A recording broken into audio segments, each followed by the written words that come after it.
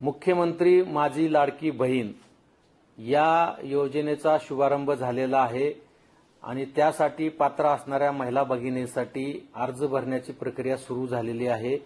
त्यामुळे उत्पन्नाचे आणि रहिवासी दाखले प्राप्त करून घेण्यासाठी सेतू केंद्रावर महिला भगिनींची खूप मोठ्या प्रमाणामध्ये गर्दी होत आहे। माझी आपणा सर्व माता भगिनींना विनंती आहे की आपण कुठल्याही सेतू केंद्रावर किंवा तहसील कार्यालयामध्ये जाण्याची आवश्यकता नाही। आता उत्पन्नाचा दाखला आणि रहिवासी दाखला सुद्धा काढण्याची आपल्याला आवश्यकता नाही। या योजनेसाठी रहिवासी दाखल्याच्या ऐवजी आपल्याकडे असलेले ओळखपत्र, आपल्याकडे असलेला शाळेचा दाखला, जन्माचा दाखला यासाठी सुद्धा आपल्याला वापर करता येणार आहे। त्यामुळे रहिवासी दाखला काढण्यासाठी कृपा करून आपण गर्दी करू नका।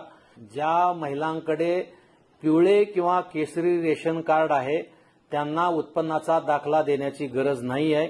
समस्त महिलांना विनंती आहे की आपापल्या गावामध्ये तलाठी, ग्रामसेवक, अंगणवाडी ताई, अंगणवाडी मदतनीस यांच्या माध्यमातून आपला अर्ज स्वीकारला जाणार आहे।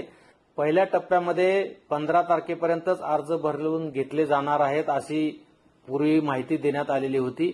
ती सुद्धा मुदत आता 31 ऑगस्ट पर्यंत वाढवण्यात आलेली आहे।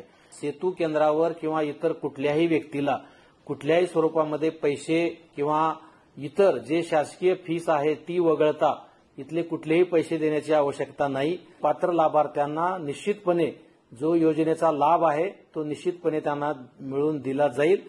आपण निश्चिंत राहावं, आपण काही काळजी करू नका, कुठेही गर्दी करू नका।